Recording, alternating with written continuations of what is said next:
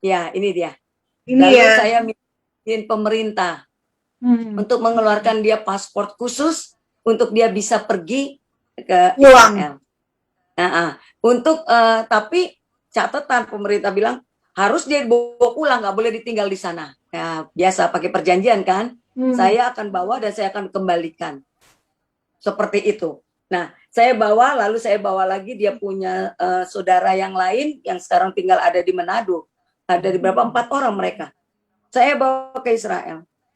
Ada pengalaman-pengalaman yang luar biasa yang menguatkan bahwa memang mereka ini adalah keturunan Yahudi. Ya, Hmm. Opa Here ini adalah waktu saya ada di mana itu ya? Makpela Hebron, ya. Hebron, Ya, Hebron. Hebron di Makpela itu kan ada makam Hmm. nenek moyang. Saya tidak kasih tahu dia Hmm. yang mana posisi Sarah, di mana posisinya Abraham, mana segala macam, enggak ada.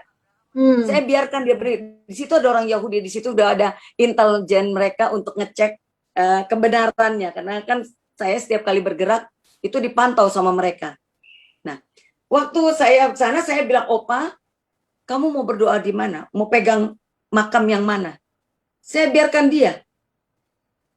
Itu dia bisa memilih posisi yang tepat, karena orang Yahudi kalau datang pasti ke situ. Orang Hmm. dari luar pasti ke posisi itu, bukan posisi yang kiri dan kanan yang lainnya, bukan. Jadi nggak boleh ada yang kasih tahu kalau memang kamu Hmm. darahnya ini kamu tahu gitu. Oh gitu. Waktu dia pegang, Hmm. itu saya mental. Saya lagi untung banyak orang di belakang, itu saya mental. Dia berbahasa Ibrani kuno. Hmm. Opa bukan bahasa Oirata, bukan. Dia pakai bahasa, saya bilang dia ngomong apa itu gitu, saya kagak ngerti juga kan. Tapi orang di situ ada rabi, ada orang Yahudinya lagi duduk di situ Hmm. ngedengerin. Gara-gara dia dengar, setelah saya pulang, setelah kita keluar dari situ, saya dihubungi Sabtu sampai di hotel, nggak ada yang tahu saya dihubungi. Dia bilang gini, jangan biarkan orang tua itu tinggal, Hmm. tidak boleh pulang ke Indonesia. Indonesia. Karena mereka mengerti apa yang jadi di sana mungkin ada alat-alat yang mungkin saya nggak ngerti dah ya, Hmm. tempat-tempat sana kan banyak banyak intelijennya gitu. Nah terus mereka ngerti kali, lalu mereka bilang ini suruh ditinggal. Terus saya bilang kalau kalau kamu tahan dia, maka nyawa saya gantinya. Hmm. Saya bilang tuh, dan saya tidak mau. Saya sudah janji sama pemerintah saya kalau dia pergi Bawa boleh pulang. bawa pulang, karena bukan boleh tinggal, saya bilang gitu. Ini urusannya Indonesia sama sama Israel nggak ada hubungan politik nih, saya bilang.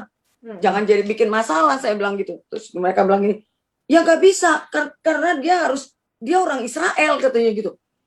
Dia mau orang Israel pun, saya kan cuma saya bukan membuat aliyah, saya bilang saya sedang melakukan tindakan profetik bahwa dari ujung bumi sudah melakukan apa yang dinubuatkan Nabi, saya bilang gitu. Hmm. Sudah digenapi, saya bilang gitu. Terus dia bilang gini, oh oke. Saya bilang, jangan cari masalah dengan saya bilang tuh. Gue udah gondok aja, pikir kalau sampai masalah, gue telepon aja nomor satu, nomor Hmm. satunya mereka. Pikir udah begitu, tapi nggak usah lah, saya bilang itu. Hmm. Puji Bapak Yahweh, orang itu akhirnya nggak ngotot. Cuman dia bilang kami mencatat namanya. Hmm. Lalu dicarilah, lalu diambil, dia punya rambut opa itu diambil. Saya suruh Hmm. ngambil, saya ngambil rambut. Lalu apa ya kemarin itu yang di ini nama dia? Oh, itu opa disuruh nginiin apa dari giginya opa itu, kayak kayak kayak air liur dari darah, DNA-nya ya, tapi mau dari diperiksa. Hmm. Nah, tapi itu lama. Setelah saya sampai di Indonesia, baru mereka kasih tahu hasilnya. Hmm. Dan Apa, Bu? jadi ya dia memang keturunan Israel, Hmm. orang Israel. Jadi orang Yahudi. Dan dari situlah saya mulai, ketika saya membicarakan tentang Opa Hermanus, saya disuruh menceritakan bagaimana yang ada di Kisar itu, tentang yang tadi gunung itu yang Hmm. ada tabut. Dari Hmm. situlah saya baru ngerti bahwa kalaupun orang Maluku mengatakan mereka adalah keturunan orang Israel, kalau selama ini kan mereka selalu bilang mereka adalah keturunan Gad, dari suku Gad.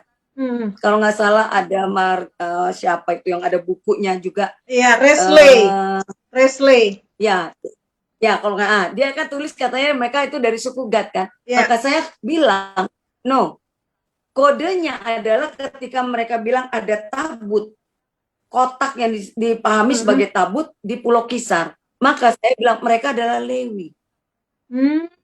Mereka adalah suku Lewi yang karena setiap kode DNA yang ada komunitas Yahudi yang ada clue-nya kalau mereka bilang di situ tabut, yang lain enggak. Ada beberapa lagi bilang itu tabut, berarti lingkungan itu adalah Lewi karena Lewi punya ciri. Nah, dari 12 suku ini, ya 12 suku ada Lewi. Nah, jadi tinggal 11 kan di luar Lewi. Nah, di Lewi ini terpecah. Di Yehuda ada Lewi, di ini ada Lewi, di Gad ada Lewi. Nah, dia masuk di situ kan. Jadi kemanapun mereka pergi, Lewi bagian ngurusin adanya tabut. Jadi tabut pasti, tapi mereka membuat replika ya, replika. Jadi saya bilang Kisar adalah Lewi, karena Lewi yang ngurusin itu, gitu. Nah jadi saya waktu itu sempat mau diadu dengan yang penulis buku itu. Saya bilang jangan, mungkin benar penelitian dia bahwa Gad, tetapi Lewinya ada di Pulau Kisar. Lewi yang berjalan bersama suku Gad, saya bilang gitu.